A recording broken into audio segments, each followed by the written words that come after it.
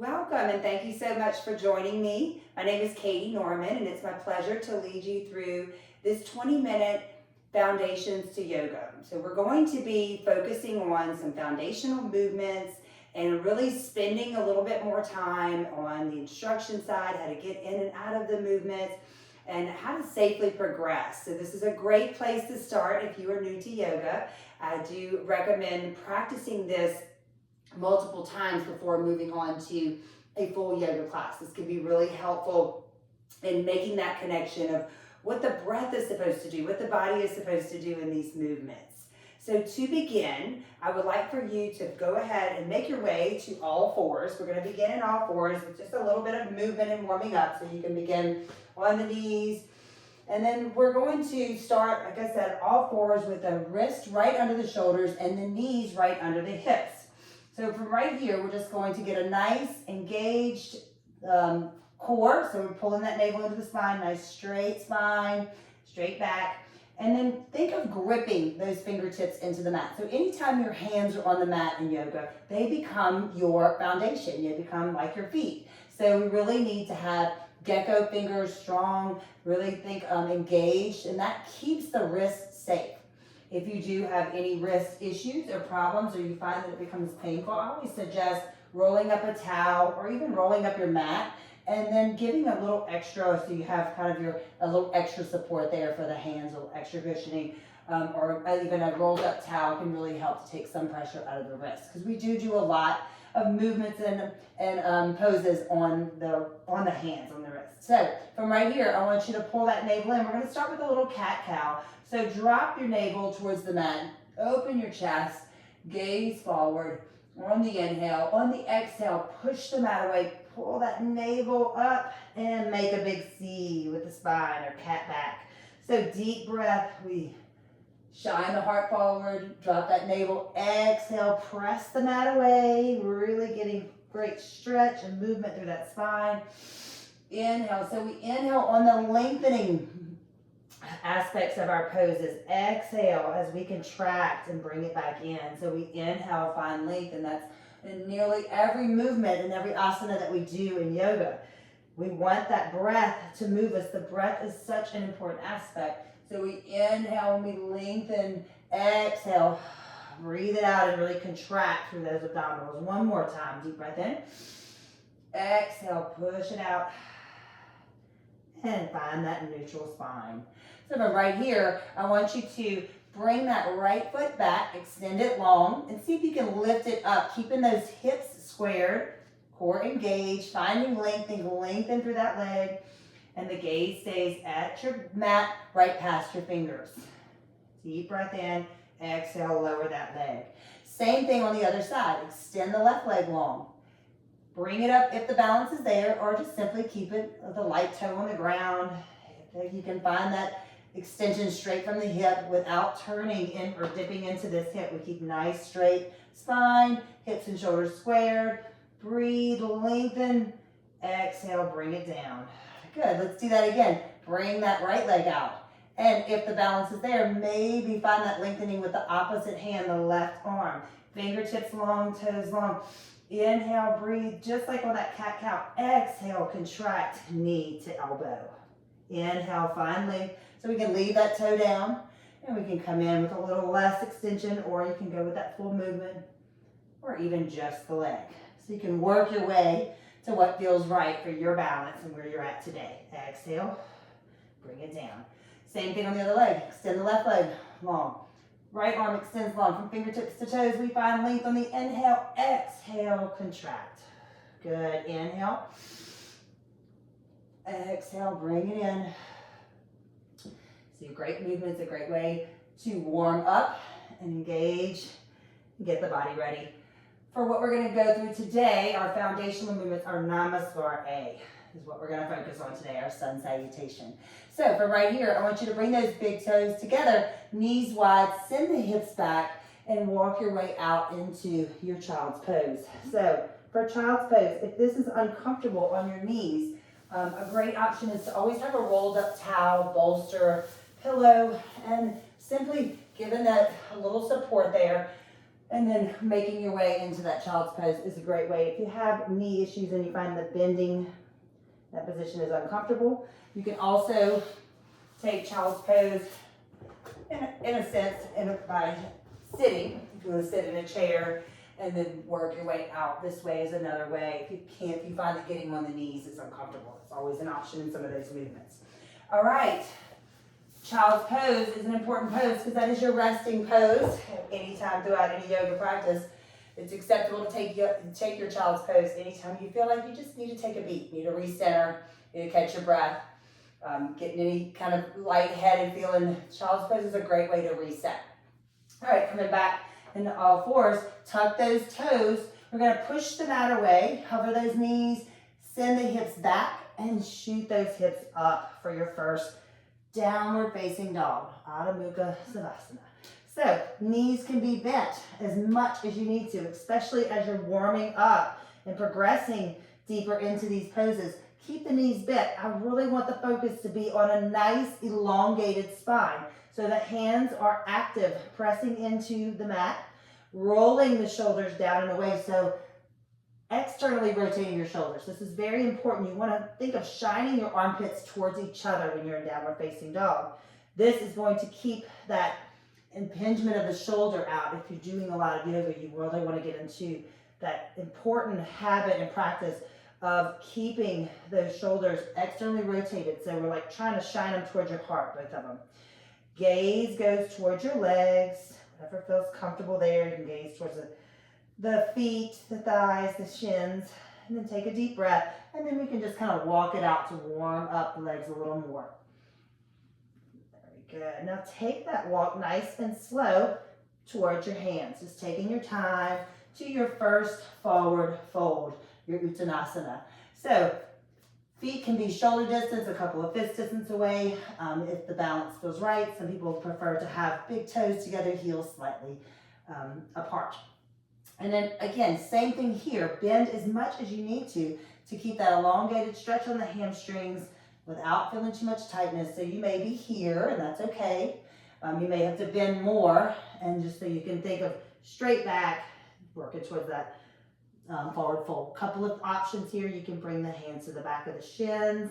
You can bring them to the floor. You can find opposite elbows, or you can simply use a little bit more support. Yoga blocks are always a wonderful option if you are starting out. So if the forward fold is really tough, if you have low back tightness or pain at all, the yoga blocks can be great to help you get into those poses and work your way a little deeper gradually with a little better support and balance. All right, so from here, we're going to find lengthen the spine. So lengthen, straighten the spine for that half forward bend. And the hands can go here to the shins, or they can simply go to the ground, wherever you feel comfortable. Fold again on the exhale. And then let's round it up nice and slow, taking your time, one vertebrae at a time, finding mountain pose. So we begin our Namaskar A, always begins at the top of your mat in our mountain pose. So for mountain pose, this is probably one of the most difficult poses to really nail and get down, because it all comes down to our posture, which we're usually needing to make adjustments and improvements somewhere. And the more you practice yoga, the beauty of it is your posture will continue to improve. So feet can be shoulder distance apart, slightly separated, or again, like I said, some people prefer to go all the way in with the toes together, heels slightly apart, but it's where you feel balanced. So if your feet are too close and you feel like it's making you shoot forward or back, try to play around with it to find your footing where it needs to be to begin. Press your feet firmly into the mat so your toes are always active. You can pick those toes up and sort of press them down one at a time. So we want that entire foot to really be active and engaged and to be your strong foundation. It's so important. So press those feet into the mat. Tuck the hips under slightly. So you really want those hips, knees, shoulders to all be over the ankles. Send the shoulders down and back. So again, the chin is nice and neutral, so you're not looking up or down. Eyes on the horizon. Palms facing forward. Take a deep breath here. See how that feels. Take a deep breath in, feeling those lungs with air. Feel how it slightly makes the arms sort of float out on the inhale, and exhale, we come back in. Inhale, we expand. Exhale, we release. And again, same thing with that core, just like when we were on all fours. That navel is in, sort of think of pulling up nice and tall, chest is proud. So let's take that to the top of the mat. Starting with that deep breath in mountain pose. Inhale, exhale. On the next inhale, float the arms overhead so they come all the way up. Fingertips can be together, gaze can be up, or just simply think of lengthen into those fingertips. Take a deep breath in, inhale, remember we lengthen on the inhale, exhale, bend at the knees, keep the spine straight, and dive towards the mat. And that forward fold, just like before, that Uttanasana, forward fold. Knees can be bent or soft. Exhale it out. Inhale, find length. So straighten out the spine, crown of the forehead shines forward. Exhale, fold. Let's do that a few more times. So take it out, nice and straight spine on the inhale. Exhale, fold. Inhale, find length. Exhale, we fold. One more time. Inhale, find length. This time, exhale, bend at the knees even more, placing the hands down. Take a step back into your high plank pose. All right, so this is the start of your Chaturanga Dandasana. So here in high plank, just like in all fours, and just like in down dog, active gecko fingers, externally rotate the shoulders, shine the armpits towards each other, navel in, almost like your belly laughing. Ha, ha, ha. That's what you're feeling. You want that engaged core. And you can always drop to your knees anytime we're in high plank as an option. All right, so from high plank, let's do that first one, dropping to our knees on the exhale and diving forward. It's like the forehead's going towards the mat and those elbows only come to 90 degrees, staying tight by your side. Untuck the toes, take a deep breath in, and push the mat away to your upward facing dog. So upward facing dog, you're pressing those shoulders down and away. Navel is still pulled in, engaged, supporting that lumbar spine. And then exhale, come back down to the knees. Tuck the toes, push the mat away into your downward facing dog. So from right here, take a deep breath. We're going to go through that again. I want you to pitch to high plank, engage core. So Chaturanga Dandasana, if you're doing the full, you go straight from here. But again, that's a pretty advanced, and it takes a lot of strength and control. So always drop into the knees until you feel like you have the strength to stay in that full Chaturanga. All right? So from high plank pose, we drop down on the exhale. We breathe out and come down. On the inhale, we push the mat away. We send those shoulders down and back for our upward facing dog. All right? So come back down to the knees. Press into your downward facing dog. Take one deep breath here. Exhale it all out. And pitch to your high plank pose. Again, engaged core. Chaturanga Dandasana. We drop to the knees. Exhale it out as we only come to 90 degrees.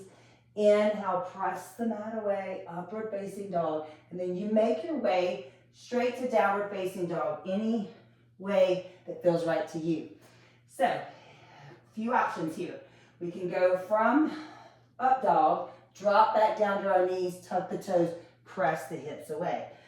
So that's one way to make it there to your downward facing dog. You can also go from Chaturanga Dandasana, up dog, and you can press, rolling over the toes straight into down dog. Again, more advanced, may take some practice. Go with what feels right to you. Let's all meet in downward facing dog for one breath. Exhale it all out. Bend at the knees, gaze forward, and walk to your hands nice and slow. Back to that forward fold. Find length in the spine. Inhale, shine the crown of the head forward. Exhale, forward fold again. Inhale, this time bend at the knees, straight back. Come all the way up. And then we find Tadasana, mountain pose, back to where we started. So let's flow through that sun salutation, still taking our time, going slow, but we're gonna just connect one movement, one breath, all right? So right here, take a deep breath, inhale up, Exhale, you can bend at the knees as much as you need to, keeping the spine straight, diving towards that forward fold, Uttanasana. Half forward bend, take it there. Exhale, Uttanasana, and then take a step back. Inhale here, hold. Exhale, drop to the knees, Chaturanga Dandasana. Remember, only to halfway. Press the mat away on the inhale. Beautiful. Exhale to downward facing dog, however you need to get there. All right, that was great, guys. Let's finish up that sun salutation. On the next exhale, bend the knees, gaze forward, take a step or walk towards your hands. Half forward bend, extend, find length in the spine. Forward fold, Uttanasana, and then inhale all the way up. And that was your first Namaskar A. Beautiful work. Let's do that 2 more times, flowing through it. And then we will bring it all the way down for a nice cool down. You're doing a great job. Keep it up. Take those modifications, those alternative movements anywhere you may need to. You can always leave out the Chaturanga and up dog, and always can meet in down dog or take a child's pose. So from our mountain pose, let's take it up, float the arms up, inhale. Exhale, dive it down. Inhale, find length. Exhale, step back into your high plank pose. Inhale, engage those core muscles. Drop to the knees and exhale it down. Inhale, press the mat away. Press it into the tops of the feet and the hand. Exhale, find your way to down dog. 2 breaths here. This is a great place to let out a big lion's breath, a big. One more time, deep breath in. Check in with that form here, making sure you're working towards that straight spine, sending the hips up, and then walk towards your hands. Find length in the spine, half forward bend. Exhale, Uttanasana. Inhale, Hasta Uttanasana, reaching it up overhead. Exhale, back to Tadasana, mountain pose. Let's flow through it one more time. Take a deep breath up. Exhale, dive it down. Inhale, find length. Exhale, step back into high plank pose. Drop to your knees. Exhale, dive it down. Inhale, press it away or make your way right into down dog. Exhale to down dog. 1 breath here. Exhale it all out, bend at the knees, gaze forward, big cat back, step towards your hands, half forward bend. Exhale, Uttanasana. Inhale all the way overhead. Exhale, bringing it down. Great work. All right. So from here, let's make our way down into that seated position. Hugging those knees tight. I'm just going to leave you with a nice final resting pose, your Savasana. This is our final most important pose. That was the completion of your Namaskar Sun Salutation. It's a great foundational asana of yoga, and we always kind of start there and build from there. And so great work on getting those foundational movements down, connecting that breath with movement, which is such an important part of yoga, any yoga practice. Let's bring those hands out by your side, palms up in surrender. Let your feet fall out naturally. I really like to use a folded up blanket, towel, or bolster under my knees just to give me a little extra comfort in that low back. Make any adjustments, rock those shoulders down and away from your ears, and then just begin to make any subtle movements or adjustments that you may need so that you can completely relax. This is your resting pose, your most important pose of any yoga practice. This is where we incorporate all of the wonderful benefits of the hard work that you do in yoga. This is where we get to integrate those benefits into the body. This is where you really recharge and relax. This is your time to slow the busy mind, to calm the anxious body, closing or softening your eyes. Focus only on your breathing, not forcing or changing anything at this time. Just focus on that breath flowing into the body, that sensation of of it fully leaving on the exhale. Allowing the body to completely melt and relax into the surface below you. Allowing that mat below you to fully support the weight of your body. Feeling each part of your body, each muscle, just slowly relaxing and melting into complete, deep rest. Take a few moments of this quiet, of this silence. If any thoughts arrive, any distracting thoughts pop into your head, just accept them with no judgment. Giving yourself permission to let them go. And just breathe. Just relax.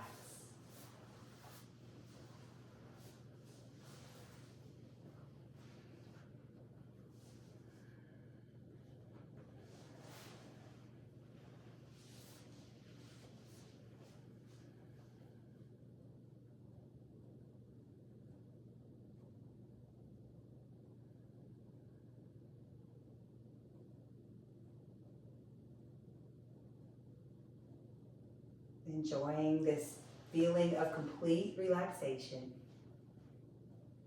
Knowing that you can come back to this moment of quiet and peace for the body and the mind at any time. And it's such a quick reset. You can begin to take a little deeper breath, inhaling deep into the belly. This will signal the body for a little awakeness, a little energizing breath here. You can begin to welcome some subtle, gentle movements, maybe wiggling the fingers, the toes, stretching the arms overhead nice and long. Get the body as long as you can, and then gently rolling onto your favorite side. Find that fetal position. Take a moment there to recenter. Keeping the eyes soft or closed.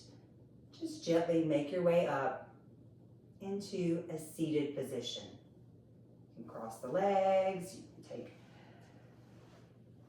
a comfortable seated position that allows your spine to be elongated. Take a few nourishing breaths here. Giving yourself gratitude and thanks for showing up today, for learning this beautiful practice of yoga, of learning the correct breath and movement in these foundational grounding poses that when they're done correctly will do so much nourishing of the body, the mind, the soul.